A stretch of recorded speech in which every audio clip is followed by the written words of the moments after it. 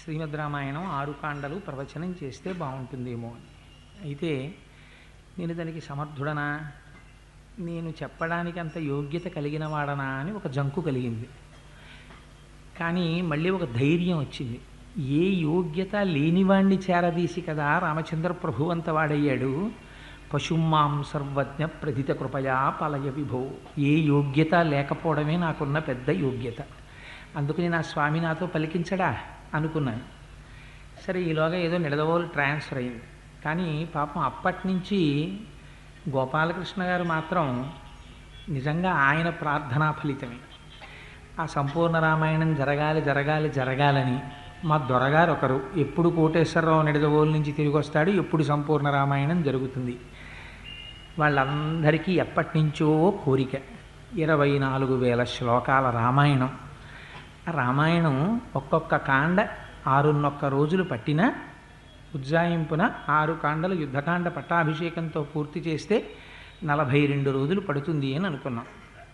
నేనంటే ఇవాళ మహారాజు గారిలా 6:30కి ఇలా దిగి ఇలా వేదిక మీదకి వచ్చేసాను. కానీ నిజంగా దీని వెనకాతల ఎంత పరిశ్రమ చేసి, ఎంత ప్లానింగ్ చేసి, మీ అందరూ ఇలా సుఖాసీనులై కూర్చోవడానికి, నేను ఇలా కూర్చోవడానికి వాళ్ళు ఎంత ప్రణాళిక రచన చేశారో, ఎంత కష్టపడ్డారో.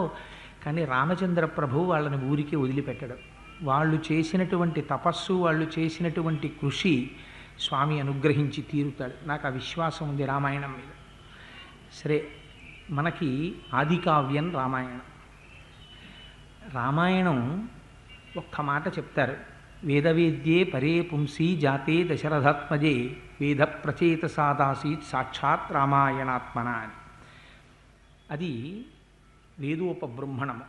వేదముల చేత ప్రతిపాదింపబడినటువంటి పరతత్వమైన పరబ్రహ్మమైన ఆ భగవానుడు ఎవరైతే ఉన్నాడో ఆయనే రామచంద్రమూర్తిగా నడిచి వచ్చాడు. ఆ వేదములు అపౌరుషేయములు కనుక ఆ వేదమే రామాయణంగా నడిచొచ్చింది. అయితే వేదము రామాయణంగా నడిచొచ్చి వేదము చేత ప్రతిపాదింపబడినటువంటి పరబ్రహ్మము రామచంద్రమూర్తిగా నడిచొస్తే మనకి కలిసి వచ్చేది ఏమిటి?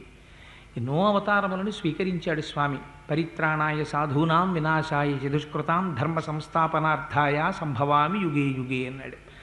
ఎప్పుడెప్పుడు ధర్మమునకు వైక్లభ్యము కలుగుతుందో అప్పుడప్పుడు నేను అవతారములు స్వీకరించి ధర్మాన్ని మళ్ళీ రక్షిస్తాను అన్నాడు. చేసిన ప్రతిజ్ఞ ప్రకారం ఎన్నో అవతారములను స్వీకరించాడు. అందులో రామావతారము ఒకటి. కానీ రామావతారమునకు ఉన్నటువంటి ప్రశస్తి మిగిలిన అవతారం